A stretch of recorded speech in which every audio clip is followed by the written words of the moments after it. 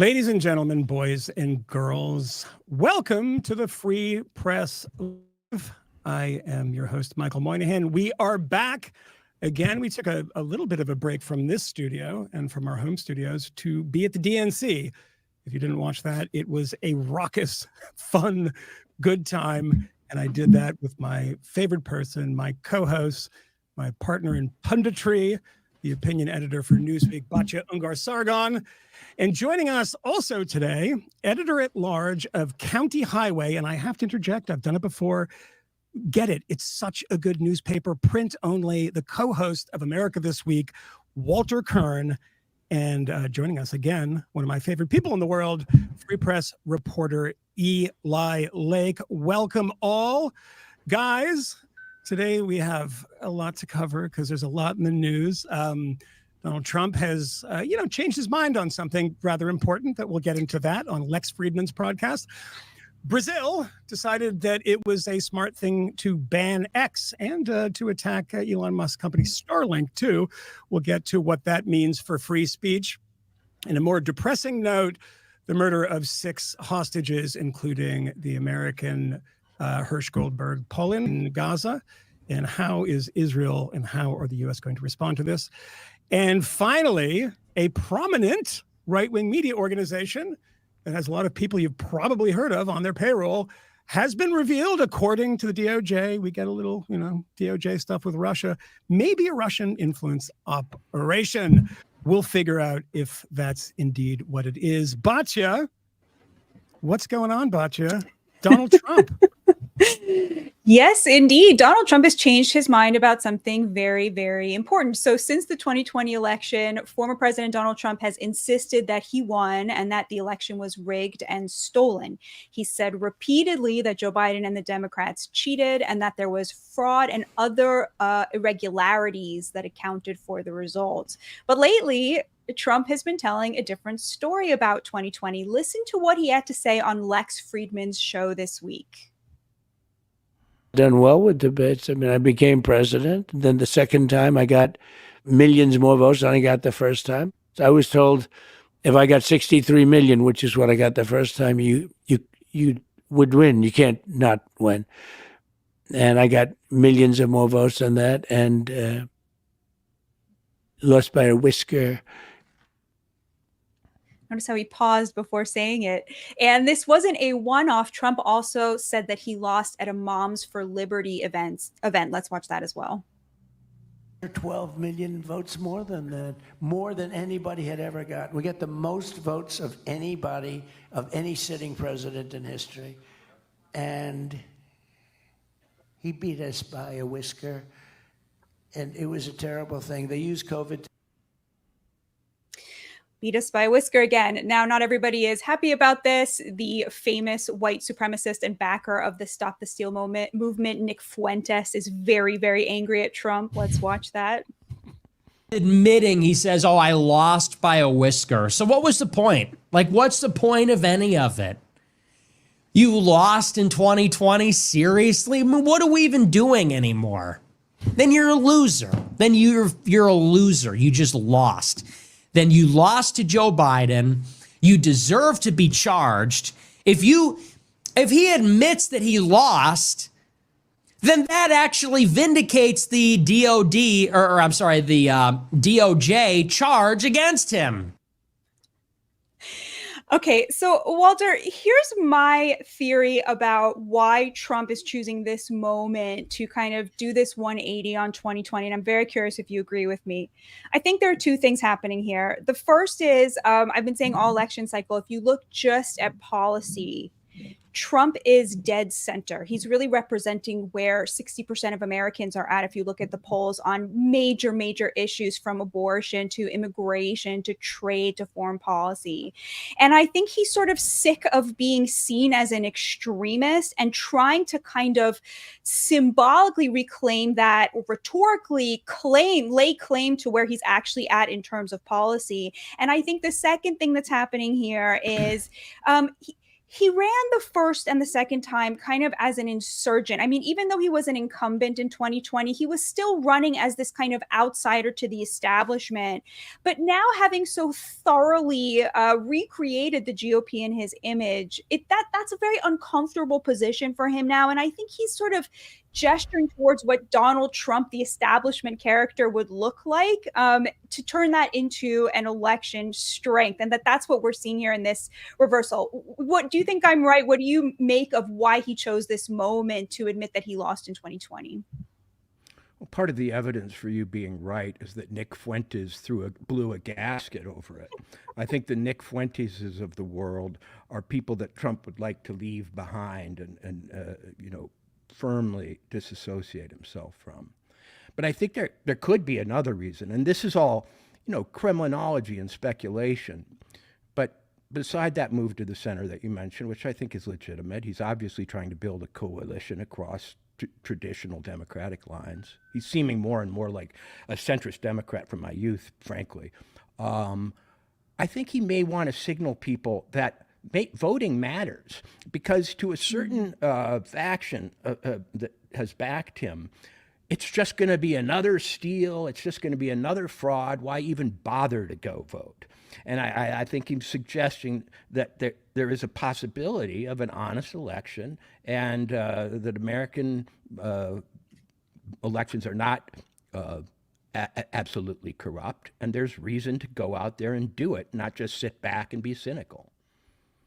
I think, Eli, there's something really interesting happening as well, which is we did a live after the Kamala Harris interview. And one of the things that we all noted was not only did she refuse the bait to sort of talk about herself as the first Black woman, but she also stopped talking about Donald Trump as this great threat to democracy. And I think it's so interesting that at the exact moment that the Democrats have finally abandoned that sort of nonsensical hyperbole, Donald Trump has also sort of decided to accept sort of the democratic process, even one that he lost in 2020. What do you make of that?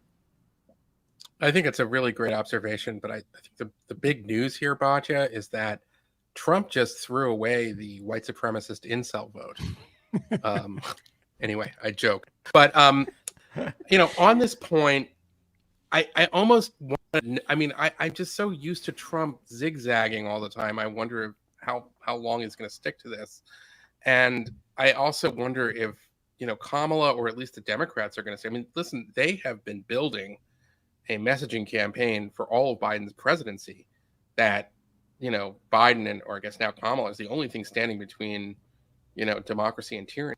So in that respect, I just think it's so ingrained, especially among the party strategists and the operatives and the people who do the sort of the work of trying to persuade voters to vote for them, that I'm not ready yet to say they've given that up, because that is just so much a huge part of their messaging. It's so ingrained in how they think about it. This is a whole community of people. Michael, do you agree that both sides in this moment really do seem to be marginalizing their extremities? You're seeing this in the Democratic Party as well, with Harris in some ways making a play for the center, trying to portray herself as being very pro-business is the latest thing that we've been hearing, pro-small business, and giving up on the identity politics extremism and really trying to recover the center.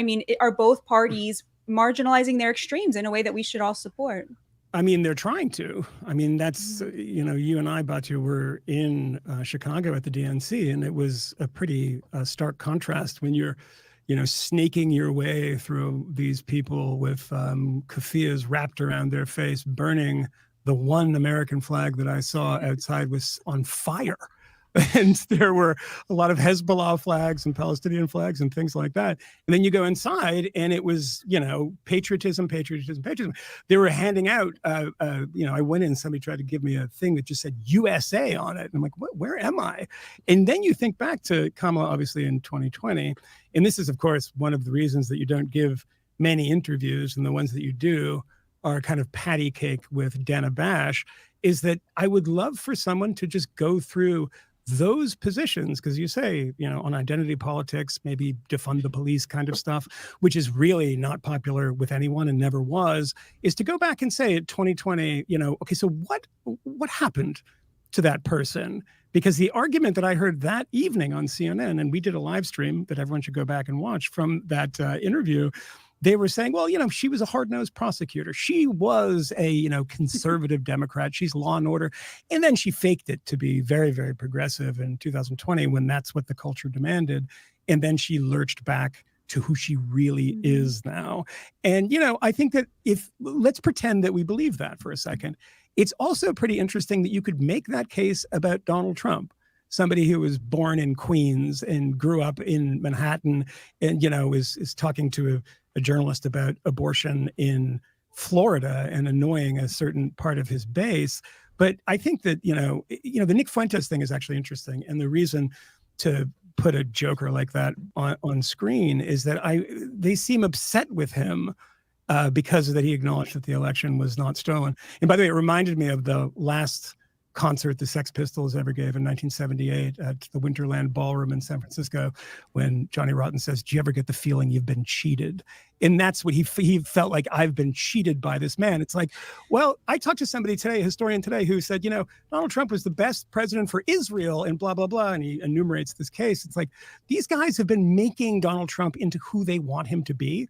And once in a while, there's this reality check that he is not the guy that Nick Fuentes wants him to be. He is probably, more of somebody in the center. I probably disagree with you a little bit on that, Batya, but I think that instinct is right. I agree with you that his instincts are probably a little more Manhattan than they are, sort of Arkansas or something. Can I add one thing? I think that most things that happen in an election at this point can be resolved by asking who's winning and who's losing. Yeah. And who perceives themselves to be moving to victory and who doesn't. I think Trump thinks he's winning. My reporting suggests that he does. And so he can afford to move out into a broader group of people. I think she's afraid, and I think her big bounce never happened. And frankly, I think her polls have been a little bit rosy. And she's trying to gain traction with a broader group too. In other words, Trump is trying to run the table and she's trying to broaden out from her base. That's really well put. I'm wondering, Eli, how much of a problem for Trump is his far right flank? I mean, does the stench of Nick Fuentes, even when Nick Fuentes is angry at you, linger? I mean, how much should Trump worry about that? Why don't we end the topic with that? He went to Mar-a-Lago with Kanye West, but other than that, I don't think Trump has really done anything to necessarily ingratiate himself. We can relitigate, but the Charlottesville, his remarks about it's all wrong. You could argue with the tone of it, but he did not raise the take back the right or whatever they are. So I think it's always been that the left and the Democrats have wanted to run against an open race. They want him to be George Wallace, and they got painting like people like Mitt Romney as like that. So here's Trump giving him plenty of ammunition in 2016 presidency, and it became a kind of mantra, but it wasn't true. And so shame on, I guess, like Nick being utterly loathsome and terrible is also a moron because he fell for their spin. All right. It's speaking of loathsome, terrible, depressing. I mean, we're in the news business. It's pretty much all we talk about. But we have been talking about this particular thing on the Free Press, and I would recommend, because I'm promoting myself here, that you go back and listen to an episode of Honestly that I did with Walter Kirn's podcast partner, Matt Taibbi, on this issue. And we were anticipating it then. And on Saturday, it happened. The Brazilian Supreme Court suspended X, formerly known as Twitter, and CEO Elon Musk said, I am not going to play ball with this. The judge, who is a very powerful figure in Brazil, then started going after Starlink. And Elon says, this is a separate company. You cannot do this. But at the same time, the Lula da Silva's, the president of Brazil, his party was tweeting after the ban. They were tweeting random things about their political positions, which I thought was kind of funny. And this is what Elon Musk posted on Saturday, the day of the ban, after the ban. And if you can see that on your screen, ladies and gentlemen, it is it's balls. Actually, it's just a dog's bollocks, as they say. So if this is the thing that how they try to enforce this, if Brazilian users can very easily circumvent this ban by using a VPN, as I recommend they do, they can be fined $9,000 a day. And our friend Glenn Greenwald, who we disagree with on a lot of things, but he is a friend of this show, and he has been posting from behind a VPN and saying, "Come get me." So we obviously here in the United States have free speech rights enshrined in the Constitution. Thank God so many other countries don't. But a bunch of Americans, weirdly, not so weirdly, are siding with the Brazilian government. Minnesota Attorney General Keith Ellison seems to think this is a good thing. And this is what Ellison tweeted. Thank you. I'm not going to try the Brazilian here. The Portuguese here. Obrigado, Brazil. Thank you, Brazil, for taking X offline. Guys. On X. On X. He says it on X. I was going to, who's going to first person to point that out? It was Eli. You win that contest, Eli. So I go to you. I don't know how closely you've been following this, but a lot of this stemmed from having a representative inside the country. And it's really about this judge. And the interesting thing, and I talked about this with Matt Taibbi, is this is, of course, framed as a battle against what, ladies and gentlemen? Misinformation. And we can't allow that. And who decides what's misinformation is this Lula-friendly judge who has been running rampant. And there's a great article in the New York Times about him and all the things that he has done to crack down on free speech in Brazil. Eli, what do you make of this stuff? Well, I would just say that I'm glad you brought up Keith Ellison, because there's a problem inside of the Republic. I mean, this is coming here if we don't stop certain people or a segment of the Democratic Party. I remember still Kamala Harris herself in 2019 ran on the promise to take Trump off of Twitter. There was celebration at the old Twitter when Trump was finally kicked off of Twitter on, I think, January 7th. Not to mention the endless hearings that we saw led by Democrats like Adam Schiff, who were demanding more censorship of social media to fight, you guessed it, misinformation, disinformation, and so forth. It would be funny if it wasn't such a huge danger. But Eli, this is a real problem. Eli, Tim Waltz said something similar about free speech, hate speech and free speech. And before I throw to Walter, I want to rile him up a little bit and show this clip of Kamala Harris and what she said back in 2019 about free speech and social media.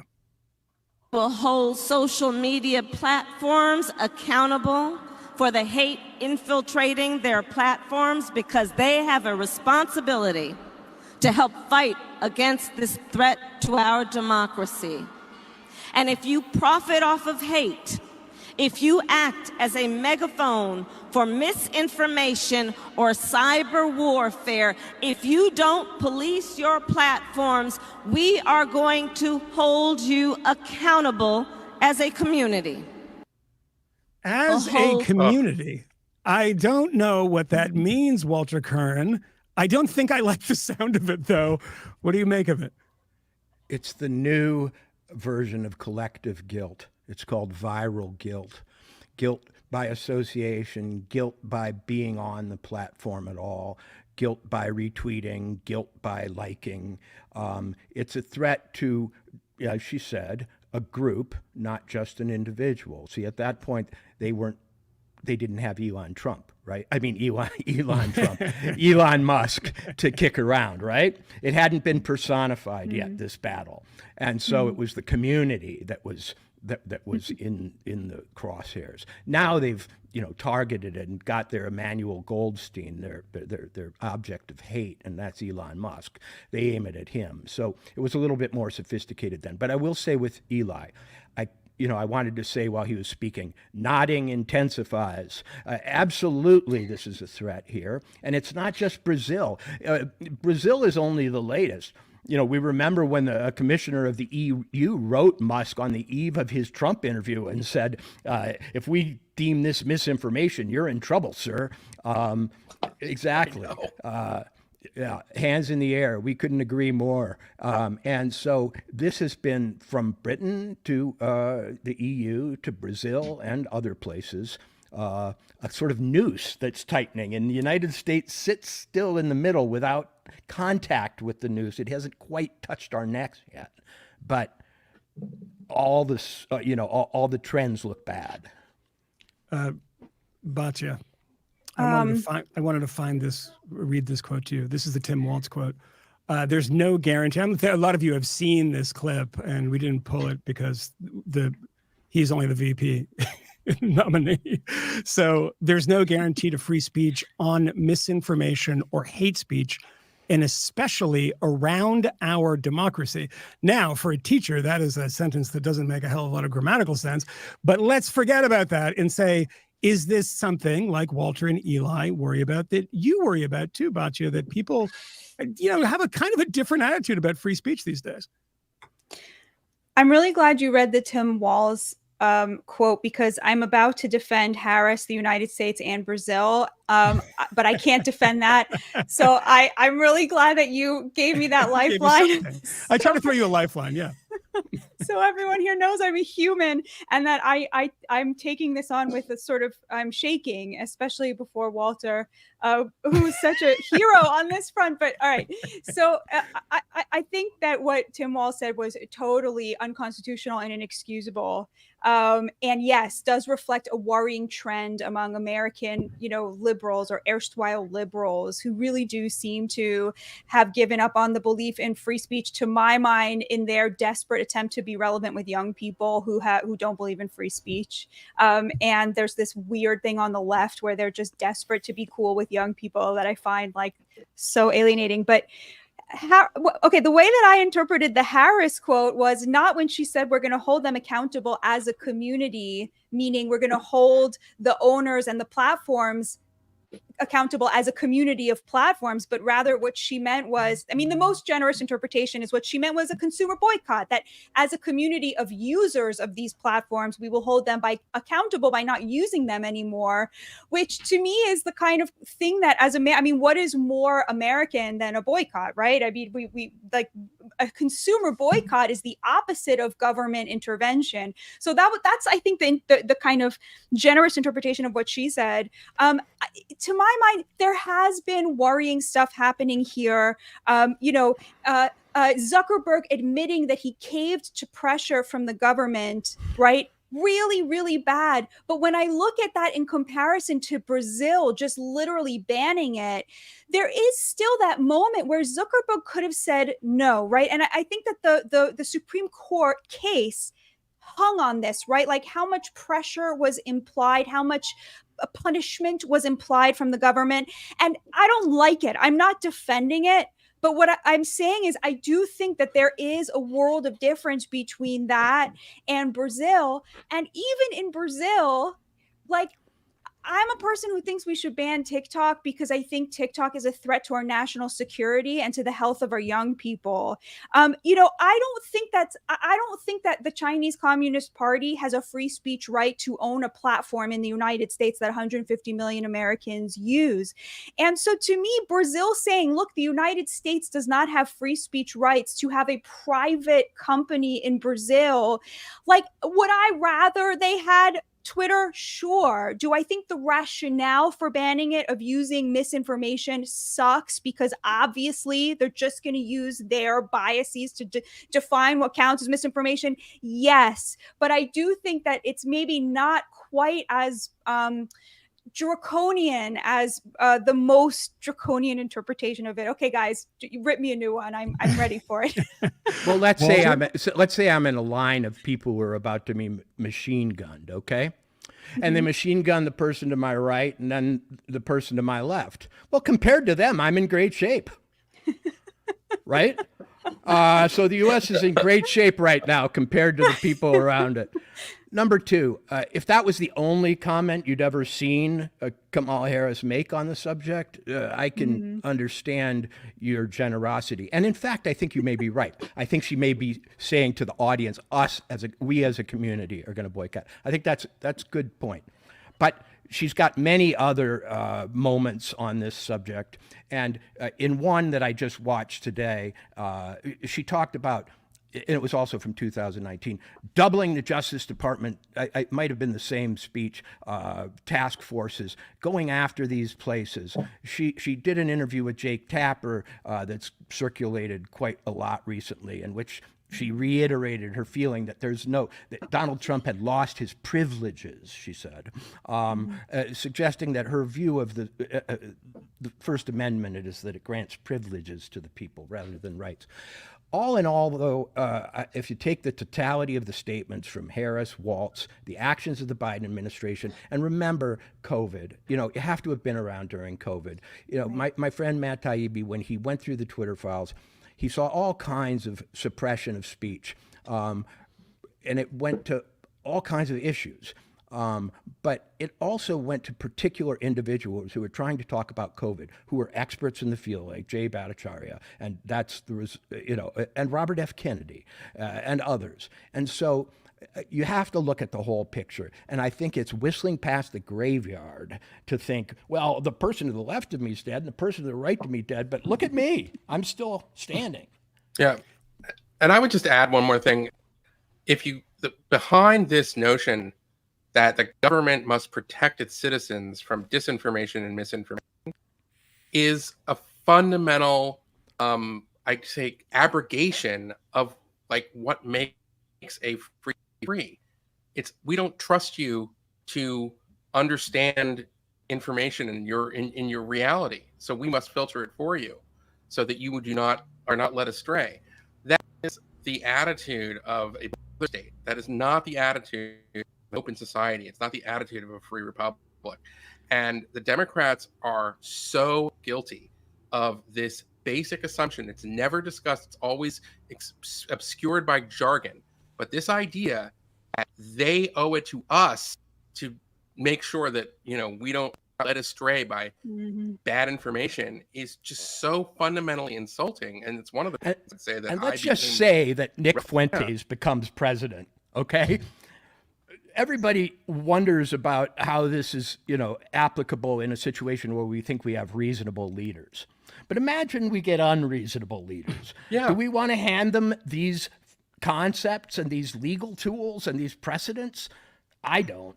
It's outrageous, and it's like the fact that they spontaneously this campaign, this crusade against information, this fundamental mistrust of American citizens, and called themselves invoking, Charles de Gaulle, who fought the Nazis for the freedom of France, is just disgusting to me. So I mean, this is it gets so under my skin.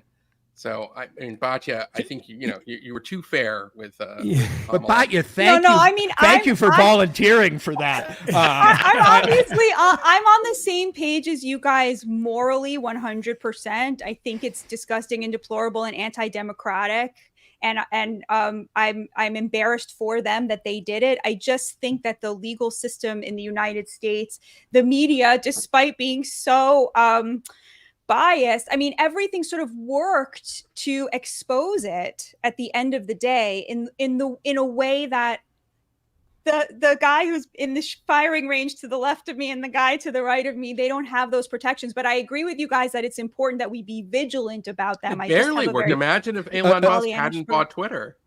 Imagine if he couldn't get it through. One final point to echo Walter. I mean, we recall that in the early 2000s, there was a lot of tumult on the left, and I think justifiably so. And I wouldn't say just the left, because I remember Eli Lake writing about this in the New Republic, about the expansion of executive power under George W. Bush.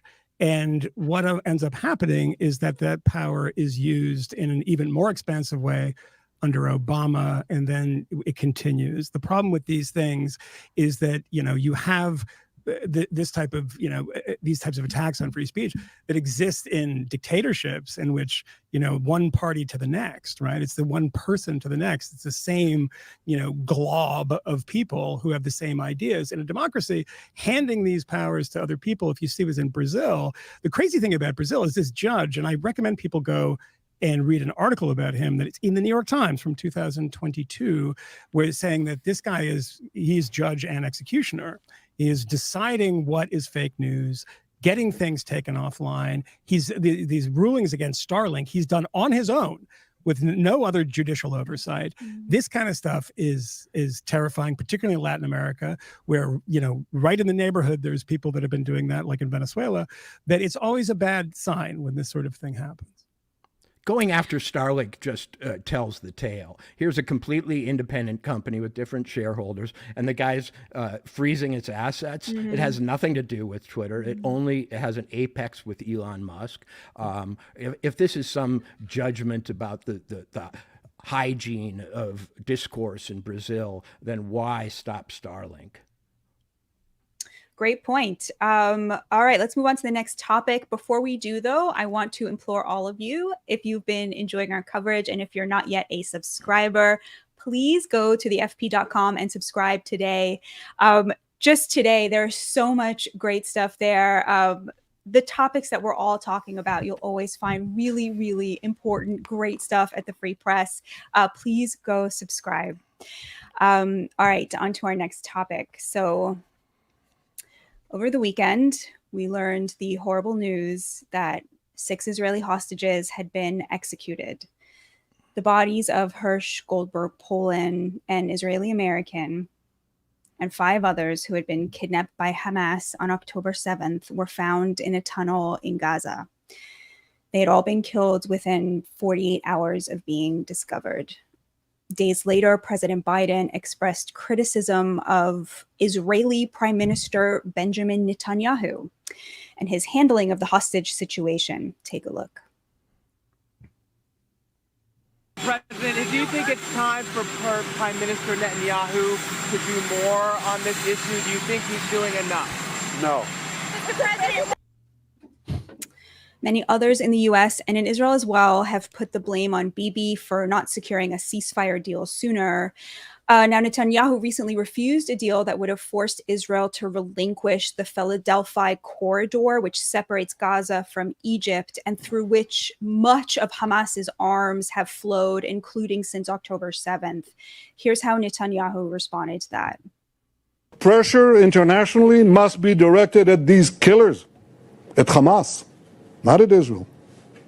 We say yes, they say no all the time, but they also murdered these people. And now we need maximum pressure on Hamas. I don't believe that either President Biden or anyone serious about achieving peace and achieving the release would seriously ask Israel to make these concessions.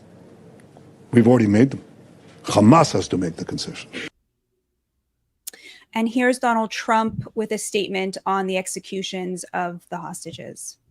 To Hirsch's family and everyone touched by these atrocities, we pray that God will grant you comfort, healing, and peace. And as for the evil savages responsible for these murders, may they never know peace or comfort ever again. Cannot know it. So, Eli, let's start with you. I've been struggling with what to say about this, what to think about this. And the thing that keeps coming up for me is it's supposed to mean something to be an American. And in the latest hostage video of Hirsch, he's saying in the hostage video in front of his Hamas executioners, I am a dual citizen of the United States and Israel. He said that to them possibly minutes before they shot him in the back of the head. Our enemies are not afraid of us. And it's intolerable to me. And I just don't know, how did that happen? And what are we supposed to do about it? Well, I mean, to start, people like Tom Friedman or sadly Yair Lapid, the leader of the opposition in Israel, should be ashamed of themselves for saying that the blood of these hostages is on the hand that does the PR work for the hostage takers. And it's really an appalling thing. I mean, particularly Tom Friedman's September 3rd column is just awful. The second point is that this argument that there, was a deal, and at the Security Cabinet, the insistence that the Israeli position could not relinquish the Philadelphia corridor is just nonsense. Hamas is not participating in the negotiations between Qatar, Egypt, the United States, and Israel. They have rejected numerous offers, bridging proposals, whatever you want to call them. And that's not me saying it. That's the State Department, who has been pretty critical of Netanyahu in the course of the Gaza war. So there was no deal for Netanyahu to accept. Says that Israel shouldn't be trying to rescue its hostages. I think this gets to a really fundamental, terrible dilemma for Israel and Jews in diaspora, which is that the two goals of the war are actually kind of in contradiction. You can rescue the hostages or you can destroy Hamas, but you probably cannot have both. And it's a bunch of happy talk and wishful thinking to think that you can. And, I totally understand the families of hostages saying, okay, save the hostages, save our babies, save our relatives. Sentiment from a lot of people, it's understandable, but I also think it's wrong. Basically, Netanyahu has a terrible decision, and I have a lot of criticisms, by the way, of Netanyahu.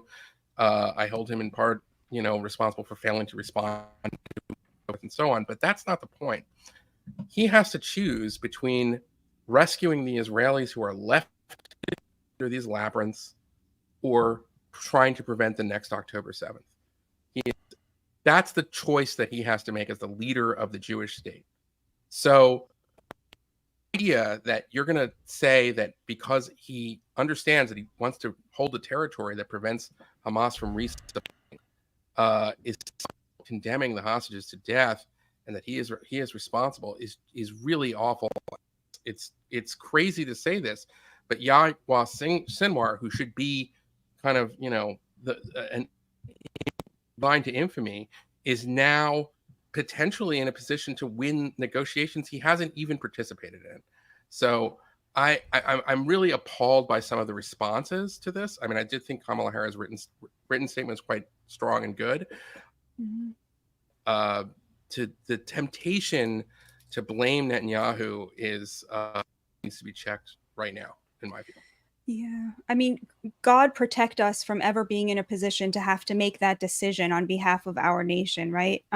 Walter, I watched a really moving conversation between you and Matt Taibbi, sort of gently talking through this topic as people who see themselves more kind of as outsiders to it, maybe more than we are sort of enmeshed in it. And I'm curious, what did the news mean to you? How are you seeing it play out? I think for a lot of Jewish people, Israeli people, it felt like this didn't quite make the news to the degree that maybe we were expecting, that an American citizen was killed by terrorists. Talk us through what this story means to you and how you're seeing it play out. Well, when October 7th happened, it was just before Matt and I were doing a podcast, and there was no time to really digest anything but the horror and the original headlines. We didn't know who was at fault, how it happened exactly, what the statistics, the mortal statistics were. And I said what I'd say again now, which is that as a human being, the execution of innocents by militants for political points horrifies me.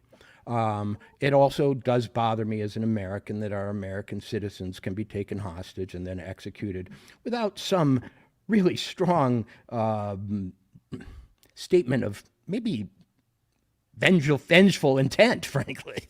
But I am not an expert on this matter, and have never pretended to be a risk-style international policy expert or someone who understands the Middle East in anything more than the way of an enlightened citizen. So I tend to pass on it because I'm learning more about it every day. But as an isolated event, it's horrifying. I do note that I saw 300,000 Israelis marching against Bibi. It wasn't just, American politicians. There seems to be some large contingent of Israelis who also blame him. I don't know quite how, they reason that through, but it's not merely a left-wing phenomenon in the United States. There seems to be in Israel a movement to, push at Netanyahu even after such an atrocious thing as this. Yeah, I think that's right. And factoring into it is the fact that a lot of the hostages came from one of the few leftist peace pursuing bastions left in Israel after the Second Intifada, which is that Gaza envelope where you have a lot of farmers and people who are very left wing. And so these people are, anyway inclined to push for ceasefire now that their family members have been taken. Of course, it's understandable why they are sort of at the forefront of this movement. Michael, what is our role right now as Americans in this story? Well, the one that I would say to kind of unfortunately just join the chorus and have an amen choir here, but it's kind of necessary, is that I actually was shocked a long time ago and mentioned this on the podcast that I do, that Americans were being held hostage and they were being treated differently. An American who has a passport like me and gets kidnapped in Iraq or in Lebanon or wherever, it's going to create more of an incentive than if somebody is a dual national, particularly a dual national in Israel. Mm-hmm. And it's kind of struck me as like, is there like a subterranean idea about dual loyalty? Because we're not treating this person as if they are an American just because they have an American passport. The blame of Netanyahu, it's interesting. And, Walter's right. You see these people on the streets in Israel. And of course, this preceded October 7th when the government was teetering on its edge from this judicial reforms and the number of people that were protesting. And look, you have a number of people who are very much behind the government, the IDF, and loathe Bibi and do it from a sensible direction. People like Haviv Rettig-Gur, who's one of the smartest guys on Israel these days and has been a guest on the Honestly podcast. He is an incredible critic of Bibi and a sort of a sensible one, not these people in America who just kind of say, well, actually Bibi, I don't hate Israel, but I hate Bibi. That's just become kind of this kind of mantra that people chant.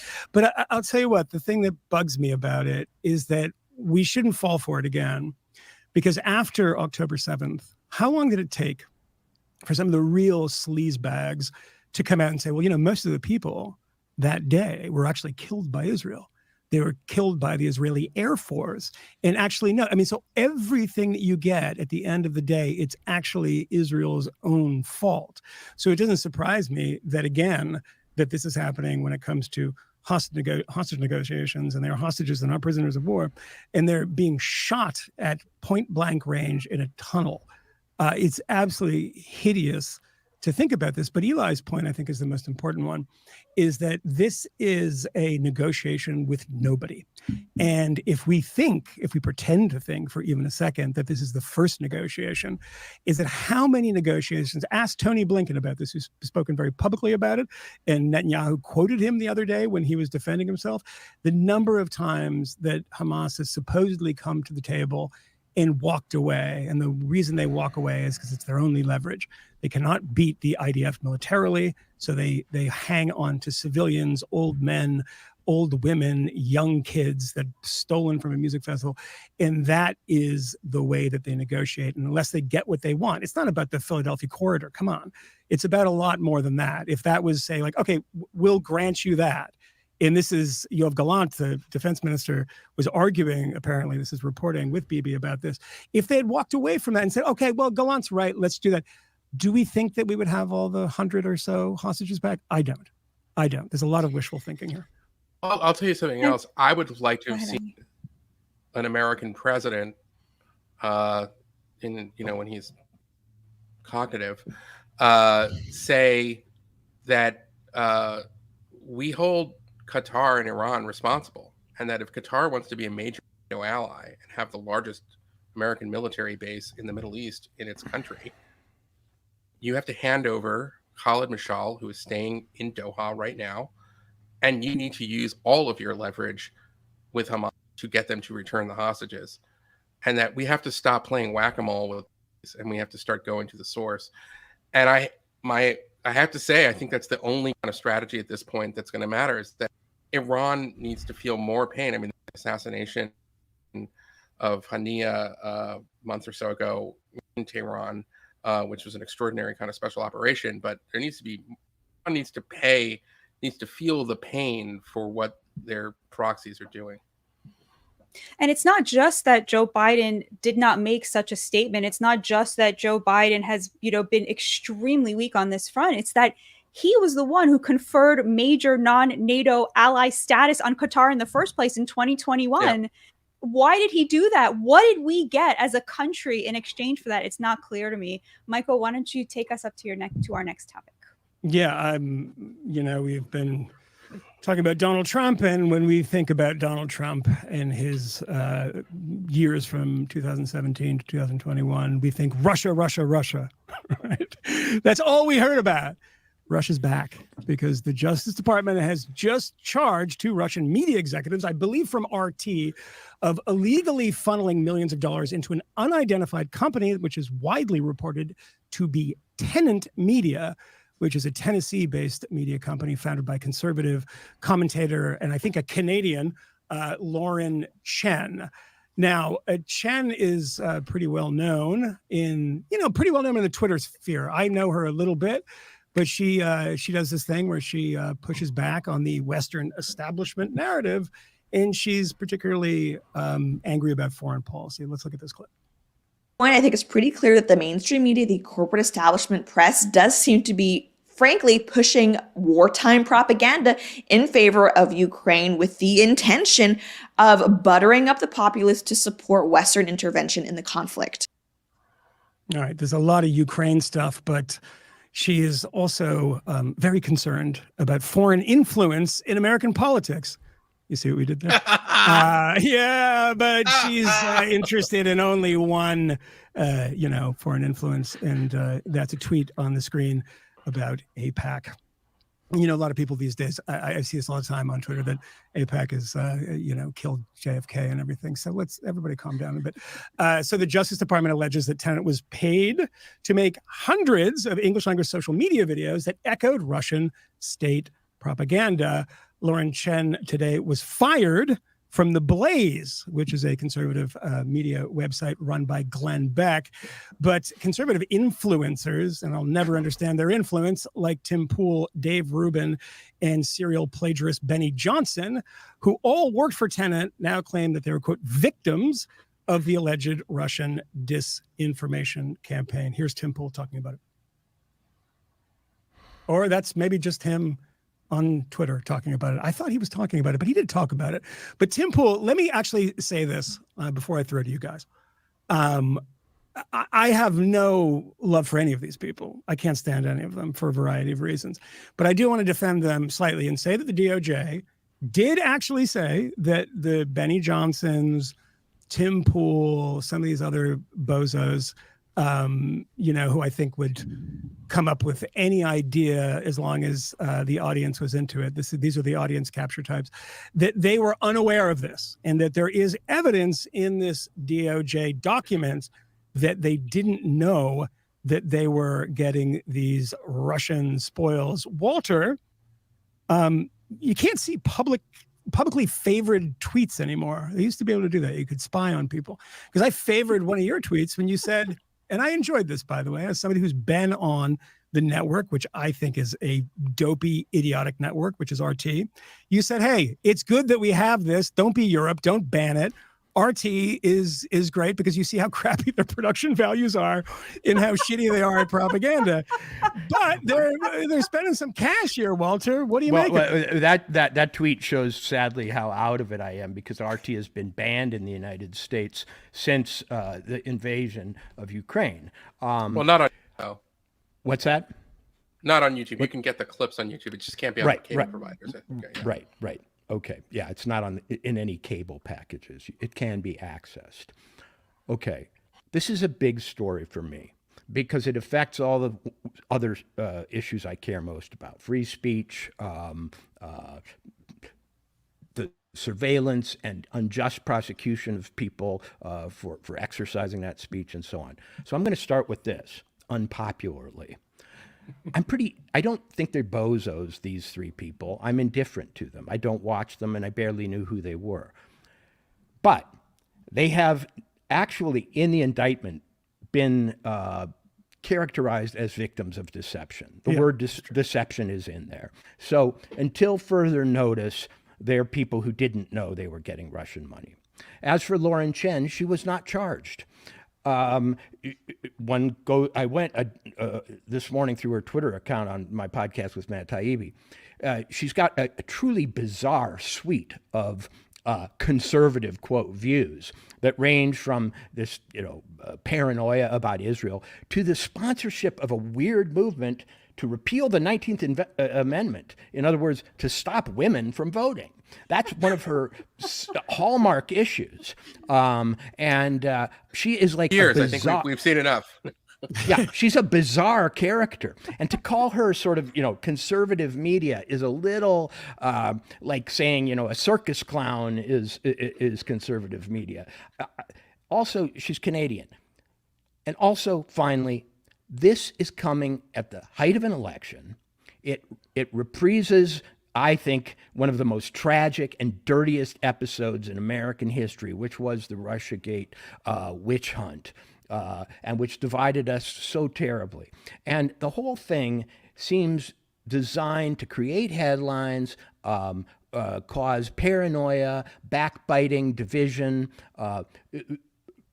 Chen herself was somebody who was constantly attacking Trump from his right, saying, we needn't vote for this guy. He's not sufficiently pro-life and so on.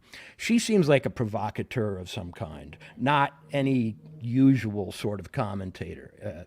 And I just think we have to learn from experience here and go, okay, right on time, the week before a debate in a presidential election, a story that really does favor the administration comes out of the Justice Department about a case that cannot be possibly adjudicated before the election and about which we know really very little. So frankly, I don't want to give this subject too much air. I mean, it's interesting as hell, because this is a bad strategy in politics, that you come out with politically charged, media-centric indictments right in the teeth of an election. It's a bad thing. It happened last time to disastrous results, which we're still paying for, and here they go again. Eli Lake, I think we can probably agree that the most outrageous part of this DOJ document was that Benny Johnson was getting $400,000 a month, which crazy. should have made you think like maybe the Russians are behind this, because who on earth would do that? Eli, Walter makes a good point here. I mean, I think I read the indictment, and it seems considerably different, and there's a lot of stuff quoted in there, and as Walter did point out, and I pointed out before, that these people like Tim Pool, et cetera, according to the DOJ, didn't know that they were the recipients of this money, and they created these cutout characters, fake characters, who were the investors, et cetera.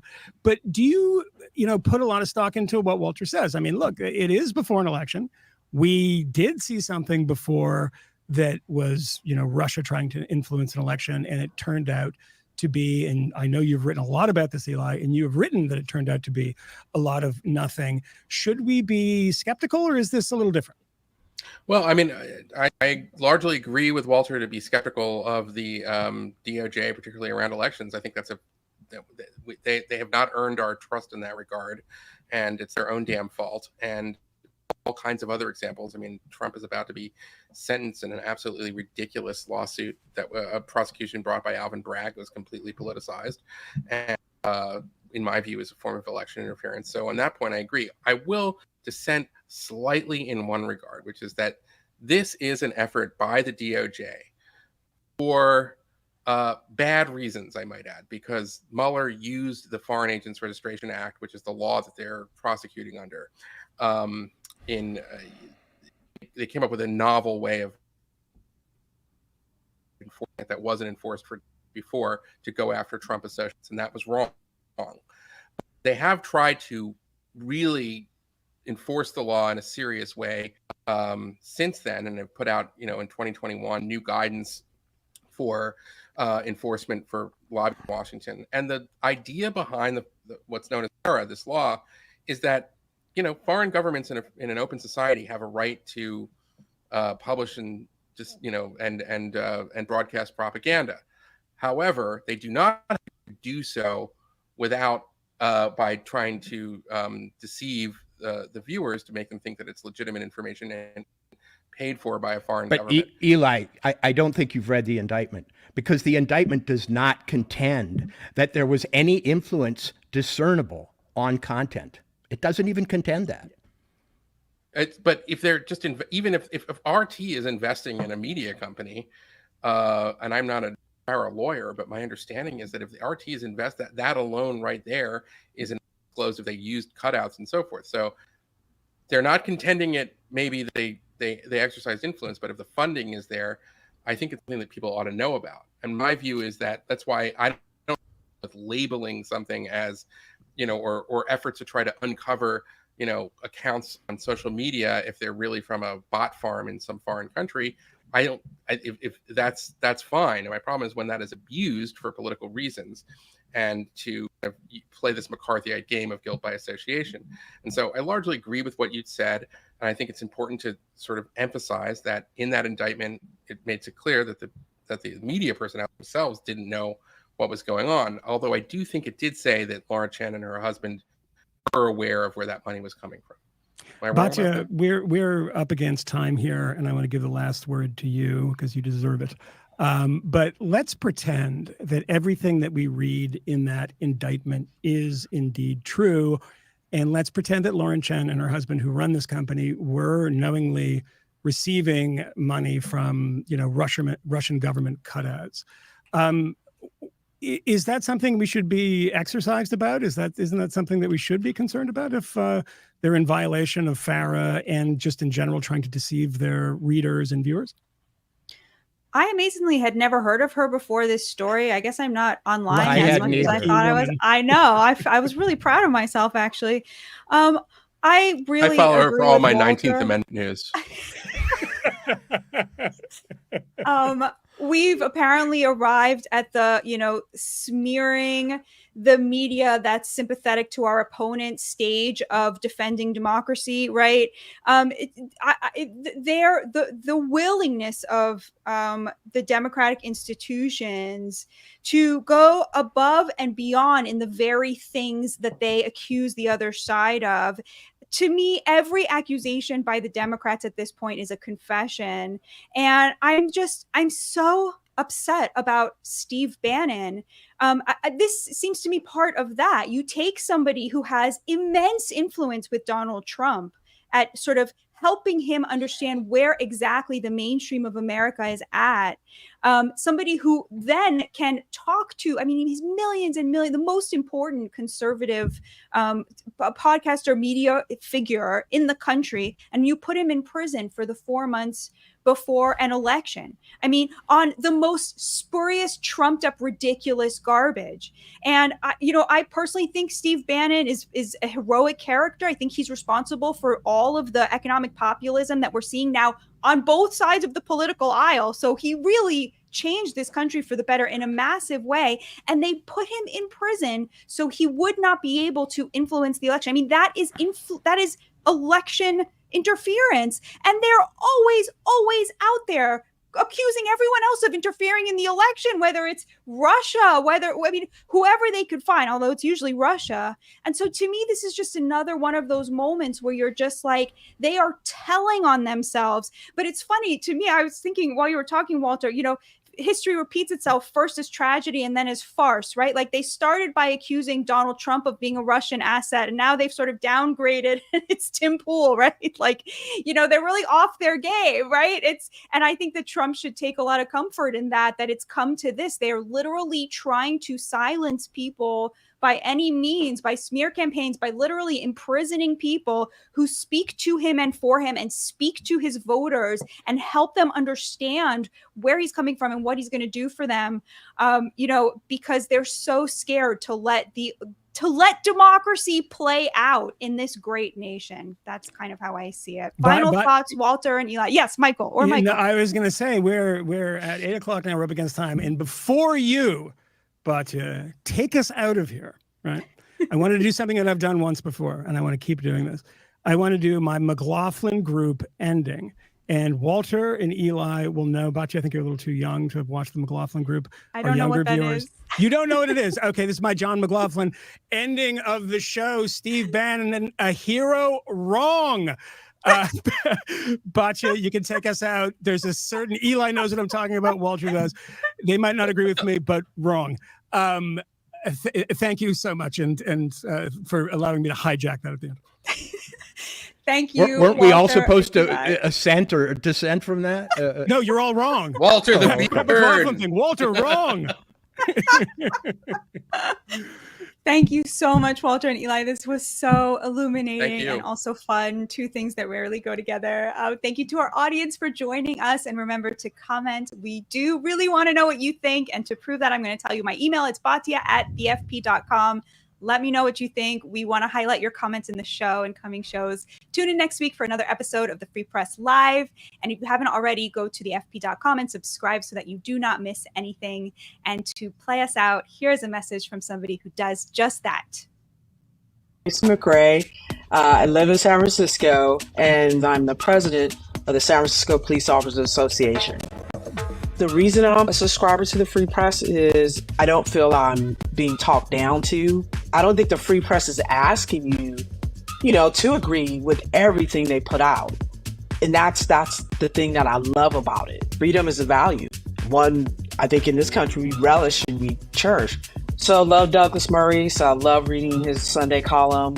Oliver Wiseman, I was just reading this morning. I read it as soon as I wake up. I love the humor, the dry humor, the wit, because you find yourself thinking the same things. And someone told me, oh, yeah, you could say things that other people can't say. And I feel like that's the Free Press. They say things that other people aren't willing to say. I subscribe to the Free Press, and you can too at thefp.com.